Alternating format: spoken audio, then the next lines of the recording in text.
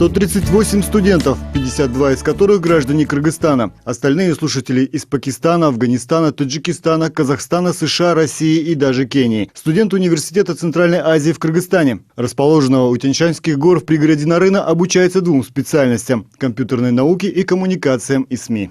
Здесь существует одна большая проблема удаленности между большими городами и маленькими деревнями. Наша идея для приложения была создать такое мобильное приложение для водителей и веб-приложение для жителей деревень и города Нарын. Что-то вроде онлайн-покупок, только вот, допустим, работает это как?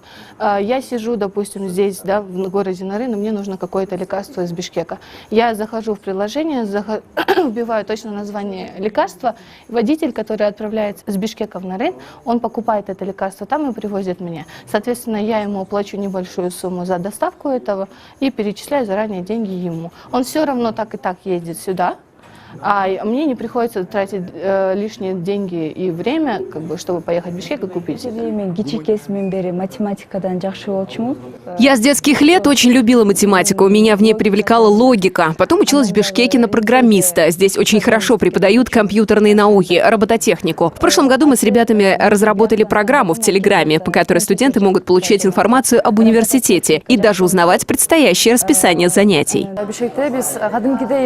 В Бишкеке мы провели лабораторные испытания загрязнения окружающего воздуха и пришли к выводу, что причиной этого явились не только выхлопные газы автомобилей или выбросы ТЭЦ. Свой вклад в это вносит каждый житель города. Каким образом, мы узнали в стенах этого университета. Кампус университета в Нарыне был открыт в 2016 году. Он стал первым из 3 образовательных учреждений, запланированных Международным договором о социально-экономическом развитии горных сообществ, подписанным президентами Кыргызстана, Казахстана и Таджикистана и принцем Агаханом 19 лет назад. В 2017-м студенческий городок университета Центральной Азии появился в таджикистанском городе Харок. К 2022 году учебные корпуса университета появятся в казахстанском городе Текели. Перед вами проект первой фазы строительства кампуса университета в Нарыне. Предстоит еще 3 этапа развития. Строительство академического блока, учебных корпусов, библиотеки, корпусов общежития, хозяйственной части, столовой, спорткомплекса и большого конференц-зала. Нам выделили более 250 гектаров территории. Когда работы будут закончены, здесь будет учиться уже около 3600 студентов. В основном у нас учатся молодые люди из Кыргызстана, Таджикистана и Казахстана. Кроме этих 3 стран, квоты для которых разделены по 30%, есть студенты из Афганистана, Пакистана, России, США и даже Кении. 15 из 25 преподавателей университета, приглашенные из более чем 10 стран мира педагоги, обладающие высокими учеными степенями. Учебные программы университета разрабатываются совместно с 7 партнерскими зарубежными университетами – Канады, США, Швеции и России. Впервые в Кыргызстане я был по приглашению первого президента 35 лет назад. Тогда Бишкек назывался еще Фрунзе. Мне очень понравилось здесь, и я думал, удастся ли мне когда-нибудь снова побывать в вашей стране. 1,5 года назад преподавать сюда приехал мой студент. Сейчас он доктор наук. Я написал, и меня пригласили. Компьютерная наука – одно из востребованных современных направлений. Ожидается, что ее применение будет только расширяться. А у ваших студентов очень большой потенциал.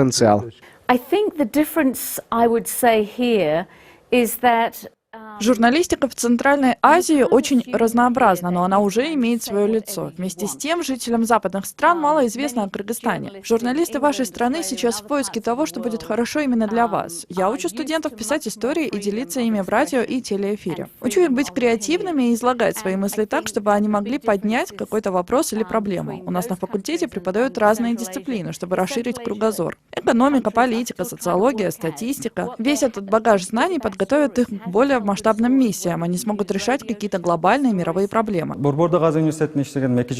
Я работаю здесь уже 2 года, живу тут же вместе с семьей. Для этого здесь все необходимые условия. Это удобно. По вечерам студенты с преподавателями работают над проектами. Я думаю, таких университетов мало не только в Кыргызстане, но и во всем мире. По отношению, которое здесь проявляют к студентам, помощи, которую им оказывают. Очень хорошее взаимодействие происходит и между преподавателями нашего и вузов других стран. Обмен опытом. Много программ по повышению квалификации. Для преподавательского состава здесь также много возможностей.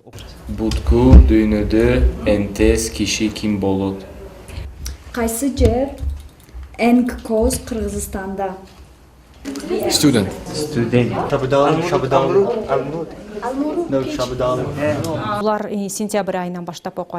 Занятия начались в сентябре. За это время мы их возили в Нарынский драмтеатр, в Рухурдона, Иссыкуль, встречались с людьми, знающими историю. Ребята учились, им показывали национальную одежду, помогают местные жители. Время от времени мы встречаемся с ними, они общаются. Наши студенты слушают их, что они говорят и как. Все-таки с носителями учиться легче. Мен морен ойлайдым, Кыргызстан жана Казакстан тарихи окшаш. Бирок окшаш эмес, көп башка зерттер бар.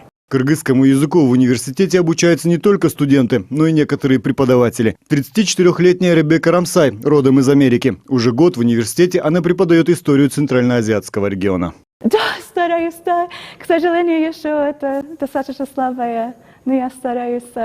И надеюсь, может быть, летом, когда уроки нету, может быть, какой-то homestay, чтобы было более кыргызский вокруг и лучше развивать свои знания по-кыргызски. Почаще, наверное, ездить, да? Да. Но я там часто ездил. Я все мучаюсь с моим хромающим кыргызским языком, но все равно еще, да, здесь все по-английски, поэтому...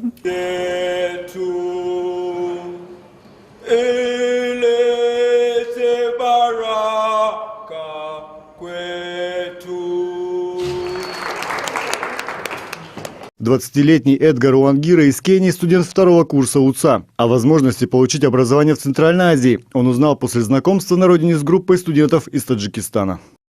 В Кении намного жарче, чем здесь, особенно в моем городе Момбаса. Он находится на берегу Индийского океана. Влажный климат и очень душно. Когда я приехал сюда, был в шоке. Мне было постоянно холодно, я очень тепло одевался. Но сейчас, видите, уже хожу в футболке. Я думаю, лучший способ узнать о стране – это найти себе друзей из этой страны. Теперь у меня здесь много товарищей. Я изучаю науку о земле и окружающей среде. После окончания обучения планирую вернуться домой и работать в сфере обработки и переработки. Хочу использовать новые навыки, чтобы решать проблемы экологии. У нас в стране сейчас появилось много таких проблем.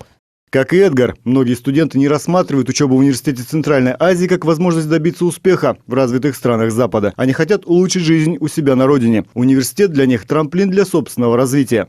И каждое лето мы должны проходить стажировки в разных организациях. И в этом году я проходила стажировку в кинофестивале, в Азиатском кинофестивале. То есть это была онлайн-стажировка, я онлайн работала. А потом они меня позвали на фестиваль, и я поехала в Лос-Анджелес на фестиваль и увидела это все на практике, и вживую все увидела, мне это очень понравилось. И там были очень много таких знаменитых артистов и кинорежиссеров.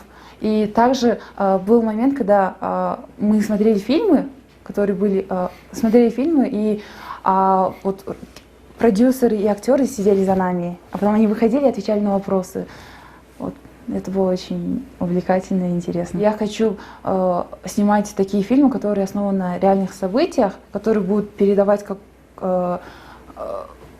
какую-то мысль другим людям. Как я съездила в Лос-Анджелес, то есть все кардинально поменялось, как я смотрела вообще на киноиндустрию. То есть если до этого в Кыргызстане дома, когда сидела, смотрела фильмы, или даже когда в кинотеатре видела фильмы, мне казалось, что это очень далекая мечта, что чтобы такой фильм снять, нужно быть, не знаю, очень каким-то суперчеловеком. Но после того, как я съездила в этот фестиваль, я увидела очень много известных режиссеров, известных актеров, актрис.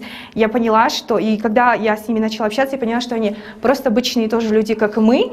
И ты видишь, что если я тоже как студент или другие люди, тоже такие молодые же кыргызстанцы, как и мы, если мы будем стараться, да, если мы будем работать, то это вполне возможно, и это не далекая мечта, а для меня это уже стало целью. Летом этого года были в Кембриджском университете по международной летней программе. Очень было информативно и полезно на тот момент, когда мне на самом деле очень понравилась психология.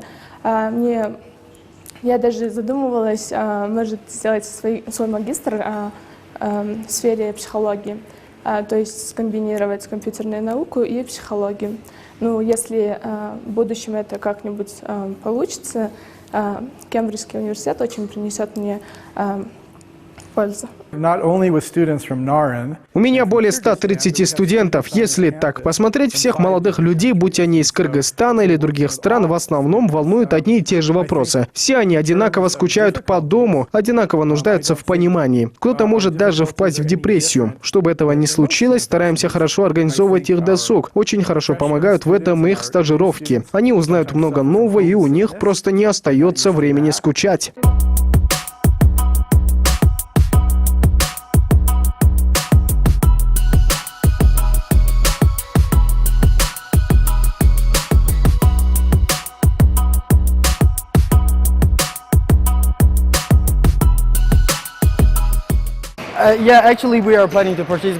До этого я особо не занимался спортом. Интерес проснулся, как только я поступил сюда. Как только появляется свободное время, я прихожу и тренируюсь в спортзале. Такого предмета, как физкультура, в университете нет. Но это временно. Сейчас этот вопрос решается с руководством. У университета есть своя футбольная команда и тренер. Мы набрали лучших игроков из Кыргызстана, Таджикистана, Казахстана. Есть игрок из Сирии. Проводили товарищеские встречи с местными футбольными командами и игроками турецких школ. Сейчас мы готовимся к участию на чемпионат Нарына. Начать раздельно собирать пластик, бумагу и картон для того, чтобы в дальнейшем мы могли их переработать и получить какие-то новые продукты, которые могут быть полезны в домашнем обиходе. Допустим, из бутылок могут сделать портфели, потому что из них можно сделать нитки и так далее. Бумагу также перерабатывают и картон. Во всем мире в данный момент уже эта практика довольно обширная, широкая. Люди, то есть уже дома с детства приучены о том, что нужно отдельно выкидывать бытовые, то есть там батарейки отдельно, мусор, который может разлагаться, биоразлагаемый мусор тоже отдельно. И мы решили то, что так как наш университет очень новый, и мы модернизируемся, мы тоже хотели бы привить это обществу и начать с нас самих. И таким образом родилась идея. Когда мы начинали клуб, это был 2018 декабрь, нас тогда было всего 6, и все были из одной подготовительной группы. 6 взяли инициативу начать этот эко-клуб. Потом уже в этом году мы расширились, и сейчас нас 15 человек, и все эти студенты из разных курсов, имеется в виду, есть и из подготовительных курсов, и есть даже из 3-го курса. Даже мэрия города согласилась, чтобы наш клуб расширился по всему городу.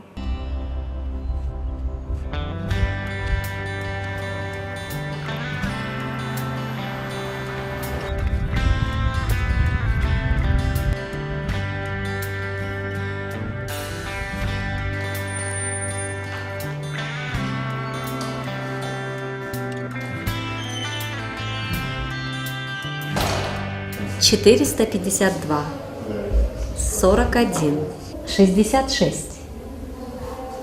Ответ? 223. Помимо учебы в обычной общеобразовательной школе, 11-летняя Амина – ученица школы профессионального непрерывного образования Университета Центральной Азии. Год назад она стала победителем Всемирной олимпиады по ментальной арифметике, в которой приняли участие более 700 учеников из разных стран в возрасте от 7 до 17 лет. Чтобы достичь такого результата, Амине понадобился лишь год обучения предмету. Решать эти задачки. Сначала я училась не очень так по школе, и как только начала это решать, я стала лучше по математике. Было трудно, конечно. Там было 700 с чем-то людей, и старше меня участвовали. И вот там мы были 6 дней с папой. Там было очень круто. Школа профессионального непрерывного образования Университета Центральной Азии предлагает разные программы обучения студентам краткосрочных курсов в возрасте от 6 до 60 лет. Английский, китайский, турецкий, немецкий, русский и кыргызский языки, бухгалтерский учет, информационные технологии и компьютерная грамотность.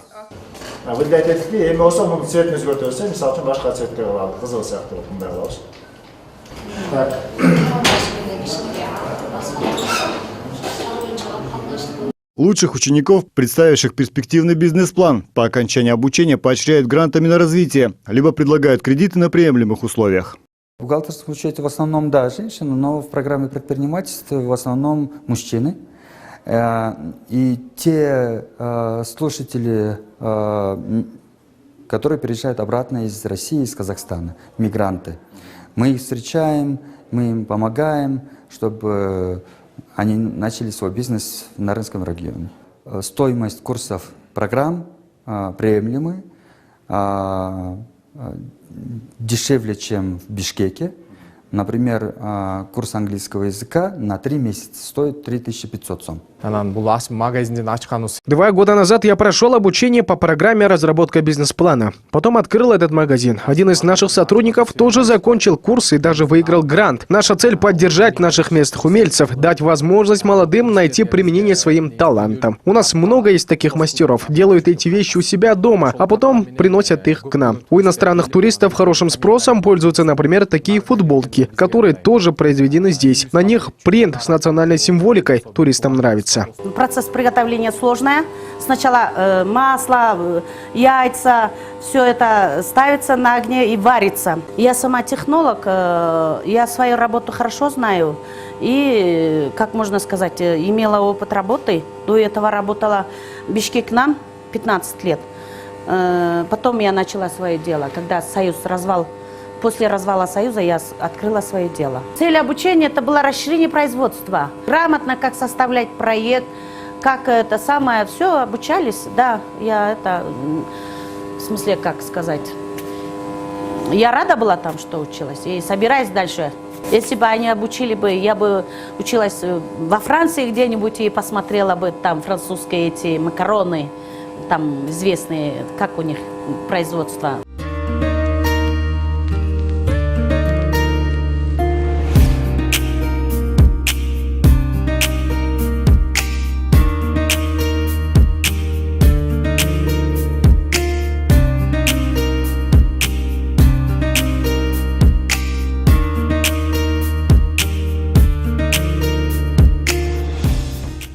Boyunca düşündürüp ayttım sizge. Bu jana таза, жап-жакшынакай эч кандай проблема жок бул жагыңызда. При поддержке фонда Агахана в 2016 году в Нарыне был открыт диагностический центр. На его строительство было потрачено более $1 миллиона США. За этот срок семейным врачам, педиатрам, терапевтам, кардиологам, гинекологам и медикам других специализаций центра обратилось уже более 30 тысяч человек. Ехать в Бишкек на обследование немногие могут. Хорошо, что такой центр появился теперь у нас. С тех пор, как я пришла сюда, полчаса еще не прошло, а результаты анализов уже готовы. Врач меня уже принял, осмотрел, все мне рассказал. Очень быстро мне оказали квалифицированную помощь. Не придется ехать далеко. Пациенты в основном приходят к нам, оценивая нашу, в первую очередь, нашу комфортабельность в плане получения медицинской помощи, в плане доступной цены, скажем, и, конечно, в плане того, что они выигрывают во времени, да, то есть можно утром прийти, сдать анализы и через 2 часа получить уже, и в тот же день попасть к врачу и уже получить полноценную рекомендацию лечения. То есть это очень выгодно для пациентов, которые очень далеко от нас живут, допустим, очень много приезжих пациентов, сел, которые, скажем, Сакталы, Сатбашинского района, да, те, которые могут утренним рейсом на такси приехать, получить рекомендации, обследование и уехать после обеда. После открытия Университета Центральной Азии в развитие города Нарын были вложены большие инвестиции. Одной из них – смарт-парк в центре города, строительство которого обошлось в $1 200 000. В рамках сотрудничества нам со стороны Университета Центральный и фонда Агахан у нас построен, реконструирован парк центральный у нас, где очень применены новые современные ландшафтные методы ландшафтного дизайна. Сейчас в данное время данный парк передан на баланс мэрии. Мы сейчас создаем условия, чтобы парк функционировал, предоставлял услуги населению местному. Мы смогли приступить к разработке генерального плана города Нарын, начать который мы не могли долгое время. Нам в этом хорошо помог фонд Агахана. Они уже перечислили нам 4 миллиона сомов, пригласили собственных экспертов, которые работают совместно с проектным институтом. Когда план будет готов, в городе многое поменяется. К примеру, появившиеся за последние годы стихийные постройки, новые улицы, все будет учтено и войдет в реестр городской инфраструктуры.